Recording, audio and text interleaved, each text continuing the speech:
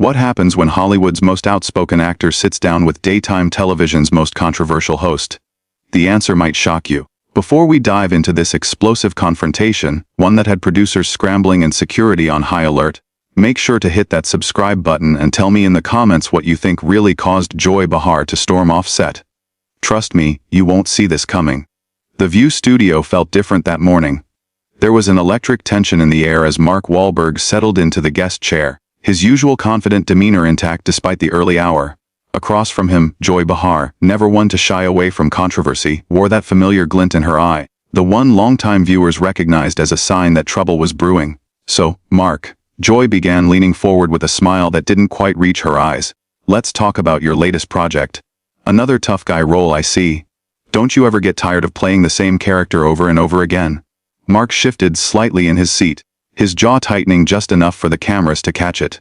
"Well, Joy, I think if you actually watch my films instead of just reading the headlines, you'd see there's a lot more depth there than you're giving credit for." The other hosts exchanged uneasy glances. This wasn't the playful banter they were expecting. "Oh, I watch plenty of movies, Mark," Joy shot back. "But let's be honest, you've built a career on essentially playing Mark Wahlberg in different costumes. The angry Boston guy with a heart of gold. It's like watching the same performance on repeat." The audience fell silent. Even Whoopi looked uncomfortable as she tried to jump in. "Well, I think what Joy is trying to say—" "No, let Joy finish," Mark interrupted, his voice taking on the sharp edge that had defined his younger days. "I'd love to hear more of her expert film analysis." Joy's eyebrows shot up. She wasn't used to guests pushing back this hard, especially not on her own show. "Expert analysis?" She scoffed. "Mark, you don't need to be a film critic to see patterns. You've been playing variations of the same character for 20 years, the troubled guy from the neighborhood who makes good. It's your entire brand." "My brand?" Mark's voice rose slightly as the camera operators instinctively zoomed in. "You want to talk about brand, Joy? Let's talk about yours. How long have you been playing the same character? The bitter comedian who tears down successful people. Because it gets laughs from an audience that feels better when others get knocked down a peg." The studio went dead quiet. In the control room, producers gestured frantically, but neither Joy nor Mark seemed to notice. Joy's face flushed red, her voice dropping to a dangerous whisper. "Excuse me, did you just call me bitter?" "On my own show, I called it like I see it," Mark replied evenly. "You've made a career out of cheap shots and easy targets. When's the last time you actually built something instead of just tearing it down?" Sonny tried to intervene. "Maybe we should take a different direction here." But Joy was already on her feet, her voice rising to match Mark's intensity. "You want to talk about building things? I've been in this business longer than you've been sober, Mark. I've built a career on speaking truth to power, not just flexing and posing for the camera." Mark stood up slowly, his height advantage suddenly unmistakable. "Speaking truth? Is that what you call this? Because from where I'm standing, it looks like someone who's lost relevance trying to create drama for ratings." The cameras caught everything in perfect detail. Joy's hands shook slightly, whether from anger or adrenaline, no one could tell. The other host sat frozen, unsure whether to step in or let the confrontation play out. "Lost relevance?" Joy's voice cracked. "I've been speaking my mind on television since before you figured out how to string together a coherent sentence without a script. Don't you dare lecture me about relevance." Mark took a step closer, not threateningly, but with an intensity that filled the room. "Then start acting like it. Stop going for the easy laughs and actually engage with your guests instead of ambushing them with pre-planned gotcha moments." "Ambushing?" Joy snapped. "You knew exactly what show you were coming on. If you can't handle a little pushback, maybe you should stick to action movies, where the dialogue is simple enough for you to handle." The insult hung in the air like a slap. Mark's face went completely stone cold, a look anyone who had seen his films knew meant the moment had crossed a line. That look was one anyone familiar with Mark's dramatic work would recognize instantly. "Simple dialogue," he said coldly. "That's rich coming from someone whose biggest contribution to comedy was standing next to funnier people and hoping some of it rubbed off." Joy's mouth fell open. In more than 30 years on television, she had never been spoken to like this on camera. The audience sat in stunned silence, many of them visibly uncomfortable as it became clear this was no longer just television drama. "How dare you?" Joy whispered, her voice shaking with fury. "How dare you come on my show and disrespect me like this?" "Your show?" Mark fired back. "Last time I checked, it's called The View, not the Joy Behar Hour. Maybe that's the problem. Maybe you've forgotten that other people are supposed to have opinions too." The control room descended into chaos. Directors shouted into headsets, debating whether to cut to commercial or let the confrontation play out. The other hosts looked like they were watching a car crash in slow motion. Joy began pacing, her hands gesturing wildly as her voice climbed to a pitch that made the audio technicians flinch. "You think you can come in here and humiliate me? You think a few good movies give you the right to attack me personally?" "Attack you?" Mark snapped. "I'm responding to you attacking me. You started this the moment I sat down with your little prepared speech about my career. The difference is I'm not hiding behind comedy. I'm telling you exactly what I think. What you think doesn't matter to me." Joy shot back. "You're a guest on my show, and you will show me respect." Mark laughed, but there was no humor in it. "Respect is earned, Joy. And right now, you're not earning it. You're demanding it like some kind of queen bee who thinks she's untouchable." The tension in the room was almost visible. Security moved closer to the set, unsure what they were preparing for. The audience remained silent except for a few nervous coughs and the sound of shifting seats. Joy stopped pacing and turned to face Mark directly, her eyes blazing with an intensity that caught even the seasoned camera crew off guard. "Untouchable. You want to see untouchable? I've been doing television since you were still running around Boston getting arrested. I've survived network shakeups, co-host drama, and everything else this business could throw at me. I don't need some reformed troublemaker telling me how to do my job." Mark's expression hardened even further. "There it is. You can't argue with what I'm saying, so you go straight for personal attacks. You bring up my past because that's all you've got. Your past is part of who you are." "Mark," Joy shot back, "you don't get to pretend those years didn't happen just because Hollywood cleaned up your image." "I'm not pretending anything," Mark replied. "I own my mistakes. At least I learned from them. You're still making the same ones you were making 20 years ago, still going for the cheap shot instead of having an actual conversation." Whoopi finally tried to step in, desperate to regain control, but Joy cut her off sharply without taking her eyes off Mark. "No, I want to hear more about how I'm doing my job wrong, from someone who thinks acting tough makes him an expert on everything." Mark shook his head, a bitter smile tugging at the corner of his mouth. "Acting tough? You have no idea what tough actually is. Tough isn't sitting behind a desk taking shots at people. Tough is owning your mistakes, learning from them, and trying to be better, something you clearly know nothing about." The other hosts were frozen. Sunny sat with her mouth slightly open, wanting to speak but unable to find the words. Sarah looked like she was considering hiding under the desk. Joy's voice dropped again to that dangerous whisper. "Don't you dare lecture me about being better. I've spent my entire career fighting for what's right, speaking up for people who don't have a voice. What have you done besides make action movies and pretend to be deep in interviews?" "Pretend to be deep?" Mark stepped closer, his voice rising. "I've put my money where my mouth is. I've created jobs, supported charities, helped kids in my old neighborhood. What have you done besides complain about people who are actually making a difference?" Joy snapped. "You make movies, Mark. You're not curing cancer." Joy snapped. "You're not saving the world. You're an entertainer who's gotten way too comfortable believing his own hype." The audience was fully locked in now, some leaning forward as if they were watching a prize fight instead of a daytime talk show.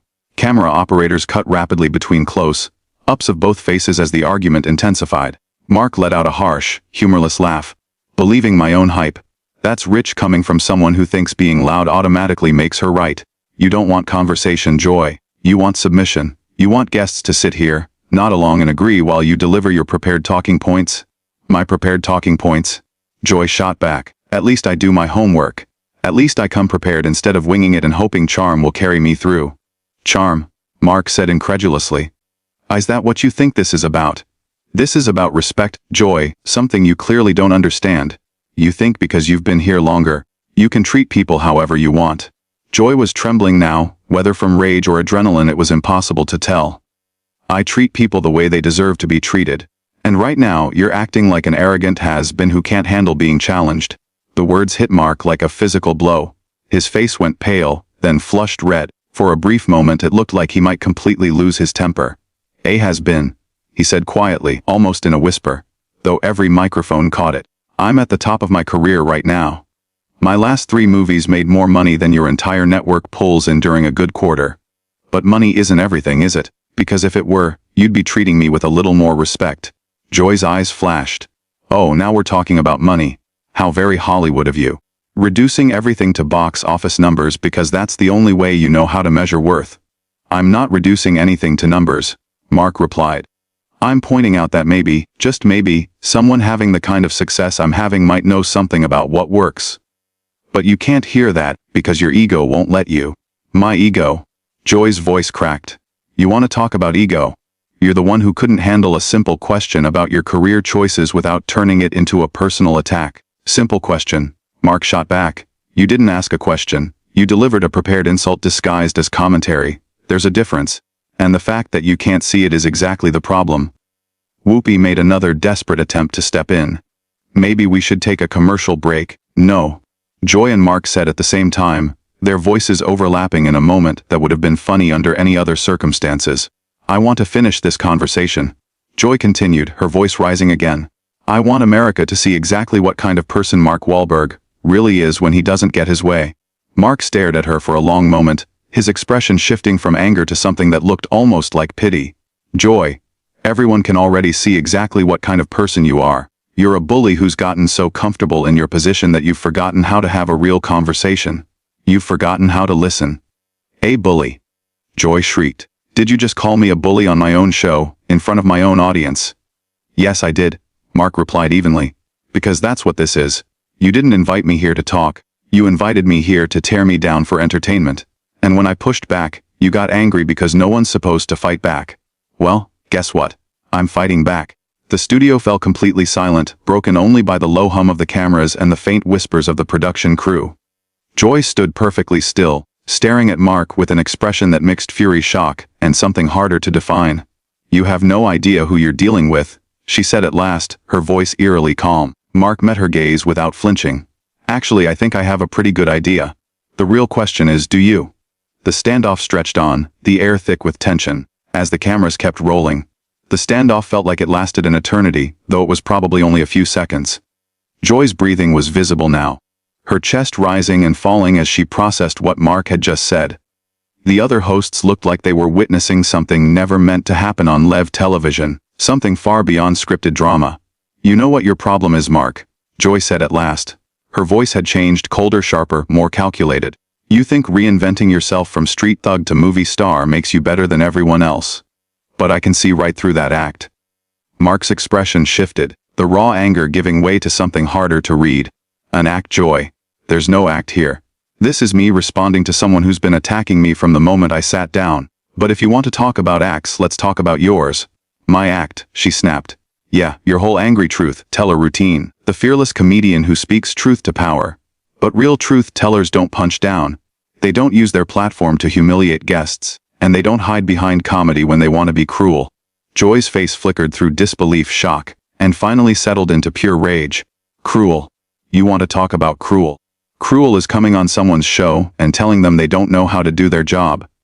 Cruel is insulting someone's entire career in front of millions of people. I'm not insulting your career, Mark replied steadily. I'm pointing out that maybe you've lost sight of what made you good in the first place. You used to be funny because you were smart. Now you're just mean, and you think it's the same thing. The words hung in the air like a challenge. Joy's hands clenched into fists at her sides, and for a moment it looked like she might actually swing at him. Mean, she said, barely holding her voice together. No, let's talk about your anger issues. The ones you've never really dealt with. You turned your dysfunction into a career, and now you think that makes you an expert on human nature. Mark's face went completely still. My anger issues. Joy, you're the one who's been screaming at me for 10 minutes. You're the one who can't have a conversation without turning it into a fight. Maybe you should look in the mirror before diagnosing other people. Don't you dare tell me to look in the mirror. Joy snapped. I know exactly who I am. I call out phonies when I see them, and that's exactly what you are. A phony who's convinced himself he's changed. But the second someone challenges you, the real Mark Wahlberg comes out. The real Mark Wahlberg. Mark repeated calmly. This is the real Mark Wahlberg. Someone who doesn't let people walk all over him just because they have a television show. Someone who stands up for himself when he's being attacked. Joy laughed, a harsh, bitter sound that made everyone in the studio uneasy. Attacked. You think this is an attack? This is a conversation. This is what happens when someone asks you real questions instead of feeding you softball interviews about your latest movie. Real questions. Mark shot back. You didn't ask a single real question. You made statements. You delivered prepared insults. You tried to embarrass me on national television. And the thing is, I'm not embarrassed. The words hit Joy like a physical blow. Her face drained of color, then flushed red, then pale again. "I should be embarrassed," she said incredulously. "You come on my show, disrespect me in front of my audience, call me names, and I should be embarrassed." "Yes," Mark replied firmly. "Because everyone watching can see exactly what's happening. They can see who started this and who's escalating it. They can see who's acting professionally, and who's acting like a child throwing a tantrum." Joy's mouth opened and closed several times before sound finally came out. Her voice shook with rage. "A child? Did you just call me a child? Get out. Get out of my studio right now." Mark didn't move. "Your studio? I thought we already established this isn't just your show. Get out." Joy screamed, her voice echoing through the set. "Security, get this man out of here right now." The audience gasped audibly. Several people raised their phones, recording despite the rules. The other hosts looked like they wanted to vanish into their chairs. Mark stood slowly, his movements deliberate and calm, a stark contrast to Joy's unraveling fury. "I'm not going anywhere until this segment is over," Mark said firmly. "I was invited here as a guest, and I'm going to finish what I came here to do." Joy shot back. "You came here to promote your movie, not to attack me personally." "Attack you?" Mark replied. "Joy, I've been defending myself this entire time.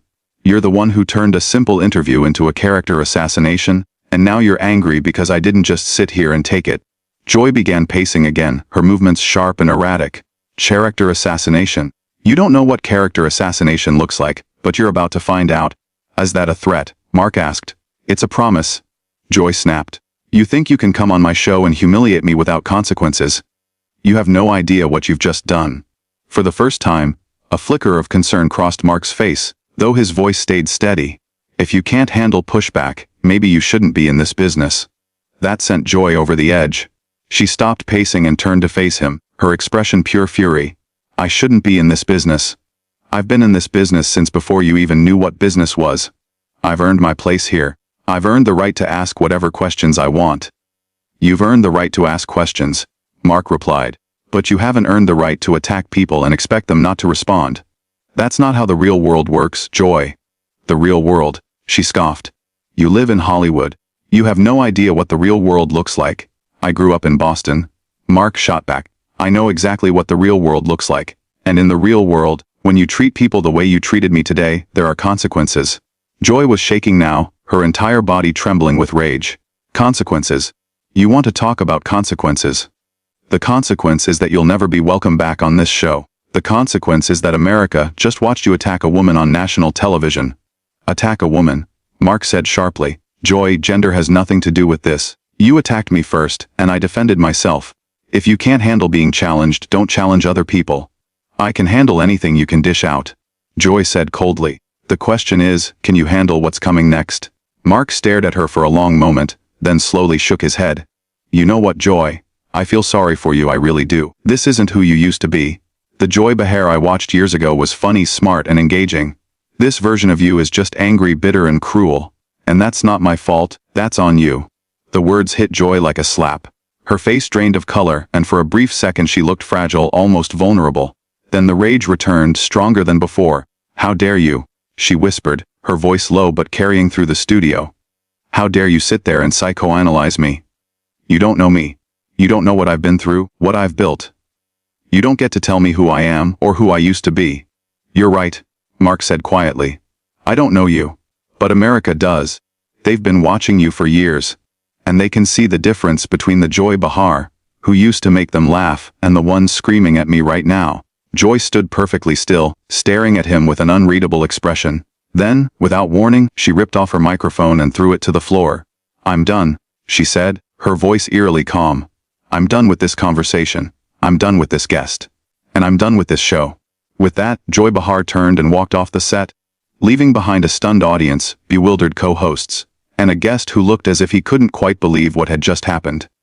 The cameras kept rolling. The remaining hosts sat in total silence, unsure what to say or do next. Mark glanced around at them, then looked directly into the camera. "Well," he said quietly, "I guess that's a wrap. What did you think of that explosive confrontation? Was Joy right to storm off, or did Mark cross a line?" Drop your thoughts in the comments below, and don't forget to subscribe for more moments like this. Let me know what you think really caused Joy to finally lose it.